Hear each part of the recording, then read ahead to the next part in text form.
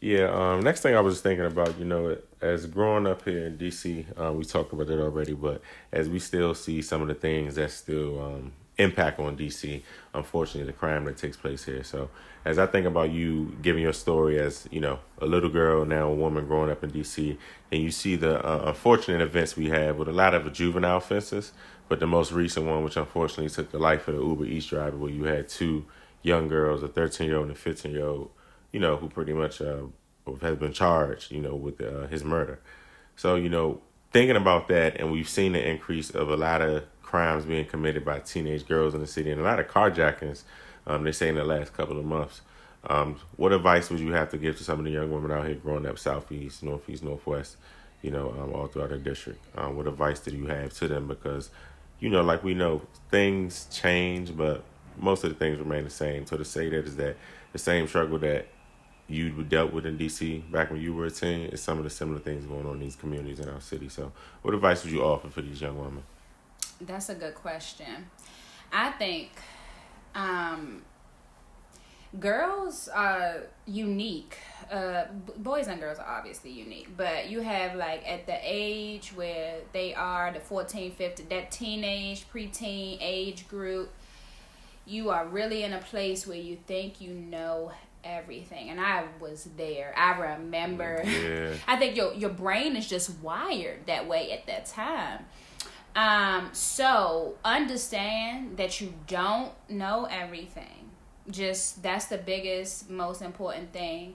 You remember Dr. Eubank, right? Yep. From She told me one time, and I, of course, Hold on, laughed I at can't. her. I can't remember her face. I definitely remember the name. She wore this bang and the same little ponytail with the hair hanging down in the back. Then she was a dentist. I'm saying, didn't she remind you of like somebody off of Fresh Prince or something? The mother. Yeah, okay. The light skinned mother, light skinned every time I seen Dr. I was like, she up, like she. Oh, Dr. Eubank had that bag. She was a dentist too.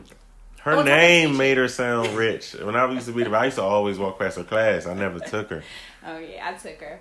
But she just used to really like me. She took a liking to me, her and Miss Bradshaw. And where Dr. Eubank at? She also taught at Cadoza after, so she was at Cadoza when I went there. Miss Bradshaw, that was my lady right there. Miss Bradshaw came to my college graduation. She was great people's.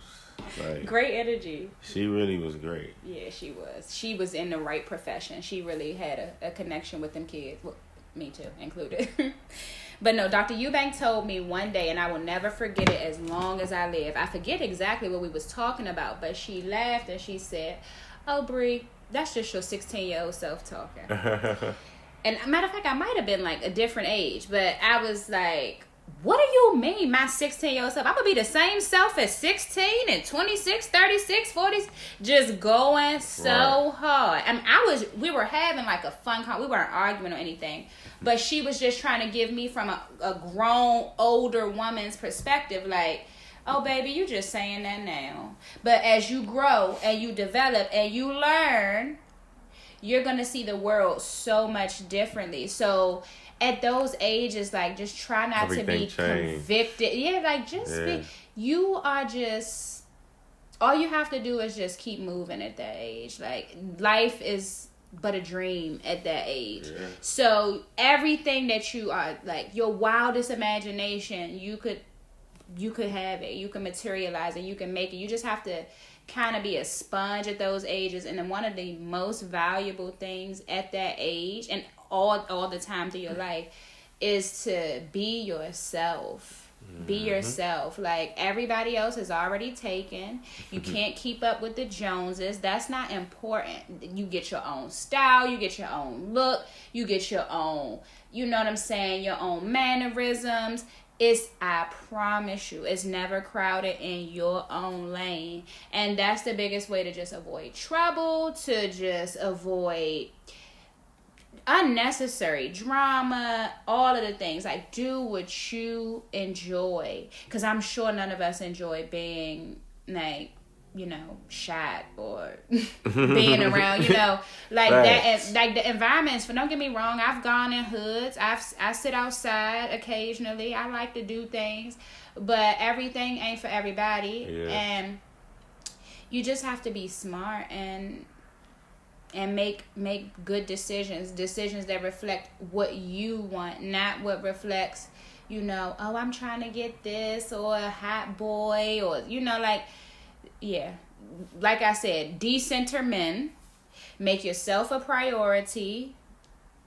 God willing, you don't have children at this age that you have to consider, so that you can just always do what is best for you. You don't have to worry about,